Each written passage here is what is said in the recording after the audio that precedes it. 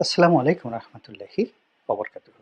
সম্মানিত দর্শক, সাবেক প্রধানমন্ত্রী শেখ হাসিনার আরও একটি অডিও ফাঁস হয়েছে এবং অতীতে যে কয়টি তার যে বক্তব্য, সকল বক্তব্যের চাইতে এবারের যে অডিওটি, এটি মনস্তাত্ত্বিক বিশ্লেষণে বর্তমান বাংলাদেশের রাজনৈতিক যে পরিবেশ পরিস্থিতি সেটি আন্দাজ করা এবং আগামীতে আওয়ামী লীগের নেতৃত্ব, রাজনীতি এবং সেই রাজনীতিতে শেখ হাসিনার গুরুত্ব কতটুকু, এই বিষয়গুলো আন্দাজ করার যদি কেউ চেষ্টা করেন খুব সহজেই এই অডিও ক্লিপ থেকে বুঝতে পারবেন।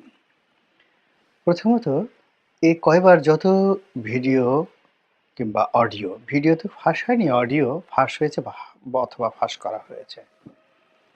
এখন এই সকল ভিডিওর, অডিওর যে ক্লিপ, সেখানে মূল উদ্দেশ্য ছিল যে শেখ হাসিনার বক্তব্যগুলোকে বাংলাদেশে অন টেস্ট কেসে পাঠিয়ে দেওয়া, এবং সেই কাজগুলো যারা করেছে তারা যথেষ্ট সফল হয়েছেন। এবং শেখ হাসিনা, আপনি লক্ষ্য করবেন যে প্রথম থেকে এ পর্যন্ত যত কথাগুলো বলেছেন, তো তার কোনো কথার মধ্যেই ধারাবাহিকতা ছিল না। কখনো তিনি বিষণ্ণ ছিলেন, কখনো তিনি কেঁদেছেন, কখনো তিনি হুমকি দিয়েছেন, কখনো তিনি আবার তার সেই যে সাবেক ভাষা, সেই ভাষায় কথাবার্তা বলেছেন, তর্ক করার চেষ্টা করেছেন। এবং তিনি যেভাবে খোঁটা দিয়ে কথা বলেন বিভিন্ন মানুষকে, ঠিক সেইভাবে ডক্টর ইউনূসকে খোঁটা দিয়ে তুচ্ছ-তাচ্ছিল্য করে কথা বলার চেষ্টা করেছেন।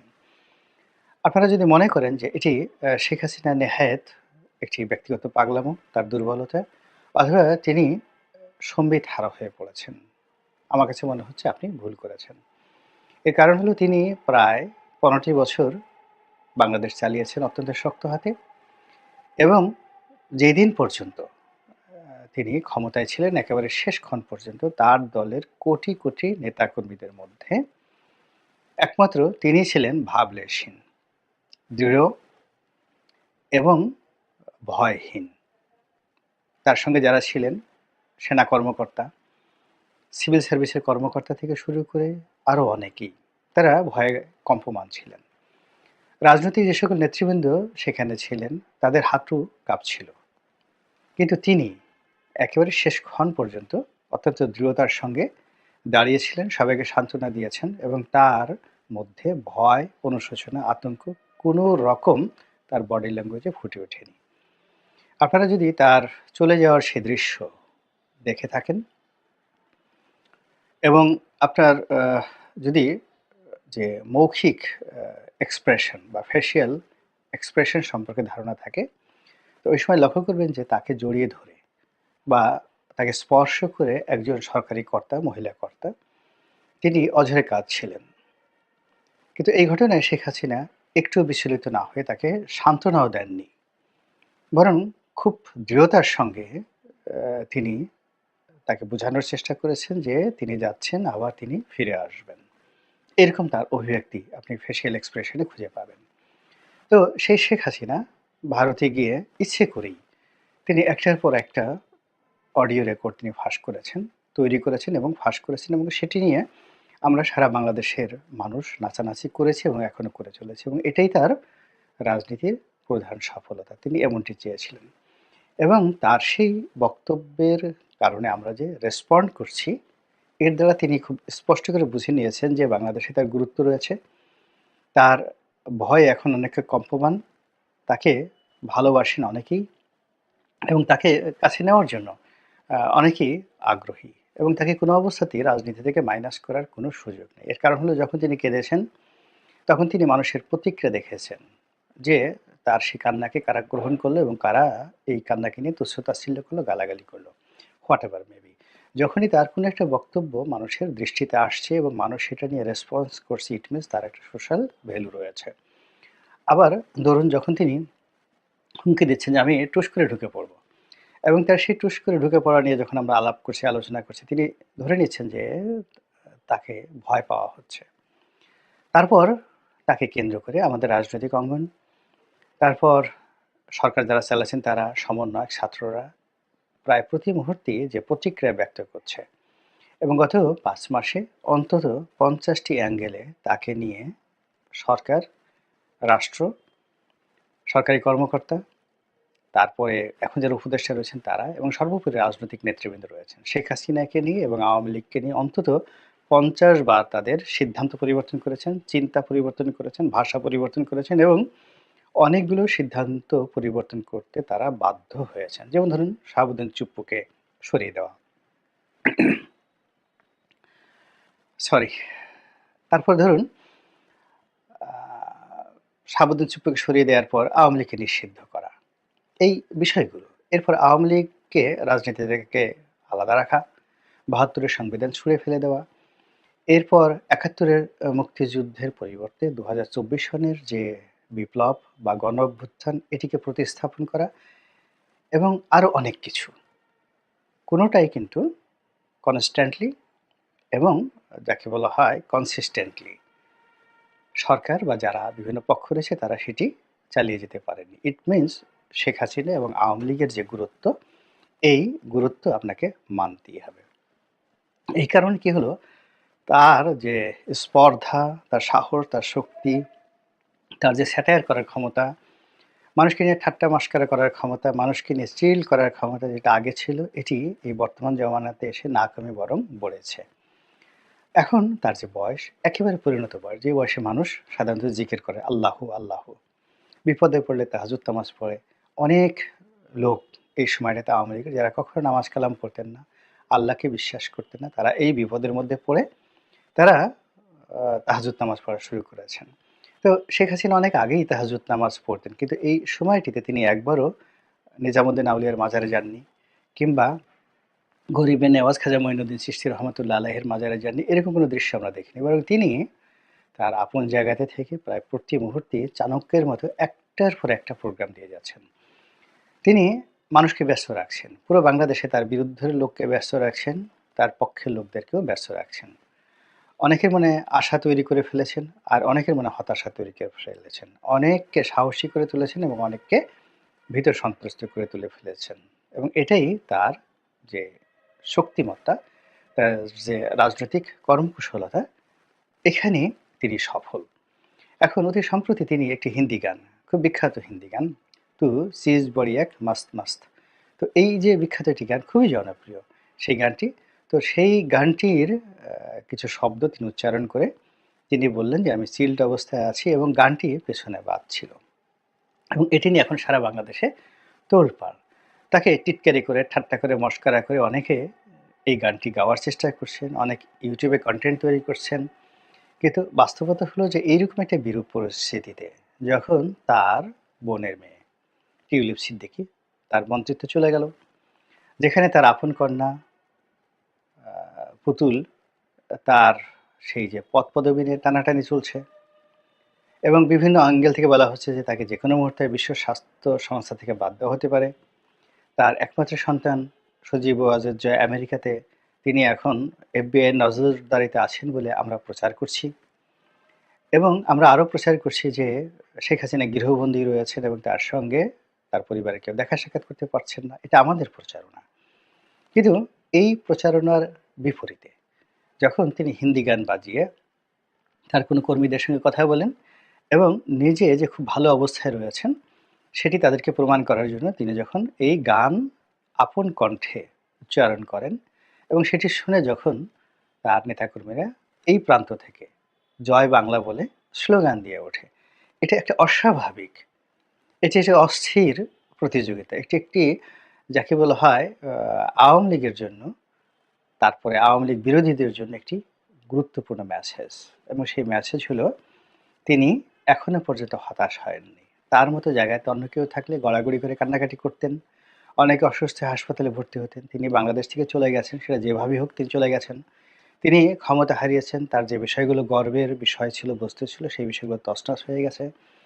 তার যারা আপনজন ছিলেন তারা সবাই পলাতক অথবা জেলে গিয়েছেন, এবং তার নামে সারা বাংলাদেশে যে মামলা হয়েছে, মোকদ্দমা হয়েছে, এবং তার সঙ্গে সঙ্গে তার অতীত রেকর্ড, অর্থাৎ ১৯৭৫ সালের ১৫ই আগস্টে তার উপর এবং তার পরিবারের উপরও যে নির্মম ঘটনা ঘটেছে, সেই নির্মম ঘটনা যদি আপনার আমার জীবনে ঘটতো, আমরা জীবনে কথা বলতে পারতাম না, বোকা হয়ে যেতাম, বোবা হয়ে যেতাম। তো শেখ হাসিনা এত কিছুর পরেও যে উজ্জীবিত হচ্ছেন, এখনো তিনি নির্দেশনা দিতে যাচ্ছেন। আবার তিনি স্বপ্ন দেখছেন এদেশ তিনি আবার আসবেন, আবার শাসন করবেন। আবার তিনি আমাদের সবাইকে প্যাদানি দিবেন। কাজেই তার এই যে "তু চীজ বড়ি হ্যায় মাস্ত মাস্ত, এ চীজ কেয়া হায়?" কাকে তিনি এই চীজ বললেন? তারপর এই চিজের সঙ্গে যে মাস্ত ফুর্তি করা যায়, এই ফুর্তি তিনি কাদের সঙ্গে করবেন? অর্থাৎ জনগণের সঙ্গে? তার প্রতিপক্ষের সঙ্গে? নাকি ডক্টর মোহাম্মদ ইউনূসের সঙ্গে? আপনাদের হয়তো অনেকের মনে আছে যে তিনি খুব রূঢ় এবং নিষ্ঠুর সিদ্ধান্ত নেয়ার পূর্বে তিনি গান। এবং এই কথা আমরা জেনেছি জনাব সোহেল তাজের একটি বক্তব্য থেকে। এবং তিনি সোহেল তাজকে গান শুনিয়েছিলেন টেলিফোনে বহু বছর আগে। এবং সেই গানের ভয়াবহতা যে কতটা নির্মম ছিল সোহেল তাজের জীবনে এবং তার পরিবারের উপর, এটি সোহেল তাজ ব্যাখ্যা করার চেষ্টা করেছেন। এখন সোহেল তাজকে টেলিফোনে তিনি যে গান শুনিয়েছেন, এখন সেই গানটি তিনি কাকে শোনালেন? আওয়ামী লীগের নেতাকর্মীদেরকে, যারা তার সঙ্গে বেইমানি করেছে? নাকি তার বিশ্বস্ত আমলা-কামলা, যারা তার কথা শুনেনি এবং তার সাথে বেইমানি করেছে? নাকি ডক্টর মোহাম্মদ ইউনূস? নাকি বিএনপি? নাকি জামাত? এই বিষয়গুলো নিয়ে চিন্তা করতে হবে। আল্লাহ আমাদের সবাইকে হেদায়েত দান করুন এবং হেফাজত করুন। আসসালামু আলাইকুম রহমতুল্লাহি ওবরকাতুহু। আসসালামু আলাইকুম রহমতুল্লাহি ওবরকাতুহু।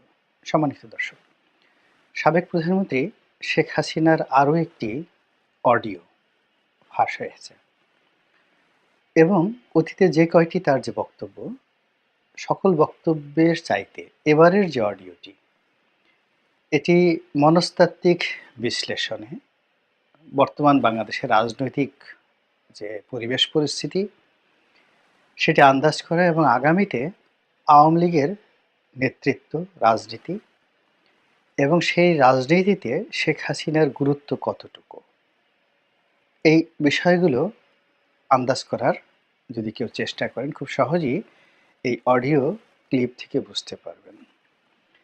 প্রথমত, এই কয়বার যত ভিডিও কিংবা অডিও, ভিডিও তো ফাঁস হয়নি, অডিও ফাঁস হয়েছে অথবা ফাঁস করা হয়েছে।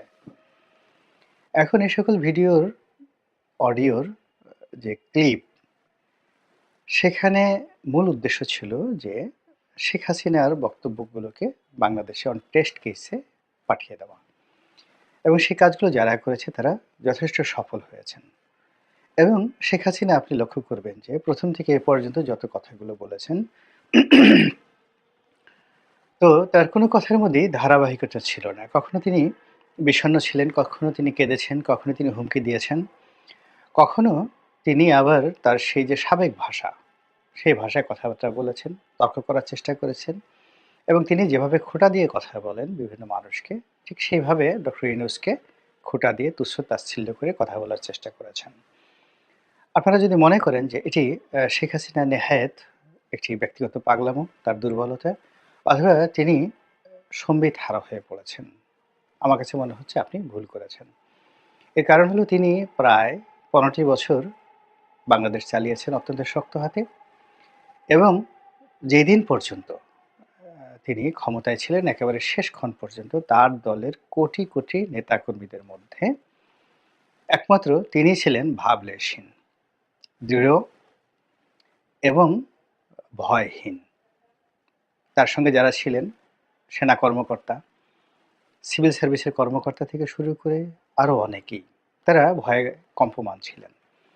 রাজনৈতিক যে সকল নেতৃবৃন্দ সেখানে ছিলেন, তাদের হাঁটু কাঁপছিল, কিন্তু তিনি একেবারে শেষক্ষণ পর্যন্ত অত্যন্ত দৃঢ়তার সঙ্গে দাঁড়িয়েছিলেন, সবাইকে সান্ত্বনা দিয়েছেন এবং তার মধ্যে ভয়, অনুশোচনা, আতঙ্ক কোনো রকম তার বডি ল্যাঙ্গুয়েজে ফুটে ওঠেনি। আপনারা যদি তার চলে যাওয়ার সে দৃশ্য দেখে থাকেন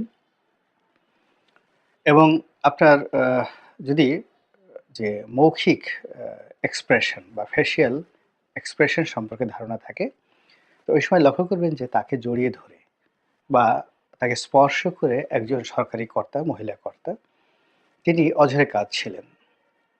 কিন্তু এই ঘটনায় শেখ হাসিনা একটুও বিচলিত না হয়ে তাকে সান্ত্বনাও দেননি, বরং খুব দৃঢ়তার সঙ্গে তিনি তাকে বোঝানোর চেষ্টা করেছেন যে তিনি যাচ্ছেন, আবার তিনি ফিরে আসবেন। এরকম তার অভিব্যক্তি আপনি ফেসিয়াল এক্সপ্রেশন এ খুঁজে পাবেন। তো সেই শেখ হাসিনা ভারতে গিয়ে ইচ্ছে করেই তিনি একটার পর একটা অডিও রেকর্ড তিনি ফাঁস করেছেন, তৈরি করেছেন এবং ফাঁস করেছেন এবং সেটি নিয়ে আমরা সারা বাংলাদেশের মানুষ নাচানাচি করেছি এবং এখনো করে চলেছি এবং এটাই তার রাজনীতির প্রধান সফলতা। তিনি এমনটি চেয়েছিলেন এবং তার সেই বক্তব্যের কারণে আমরা যে রেসপন্ড করছি, এর দ্বারা তিনি খুব স্পষ্ট করে বুঝে নিয়েছেন যে বাংলাদেশে তার গুরুত্ব রয়েছে। তার ভয় এখন অনেকটা কম্পমান। তাকে ভালোবাসেন অনেকেই এবং তাকে কাছে নেওয়ার জন্য অনেকেই আগ্রহী এবং তাকে কোনো অবস্থাতেই রাজনীতি থেকে মাইনাস করার কোনো সুযোগ নেই। এর কারণ হলো যখন তিনি কেঁদেছেন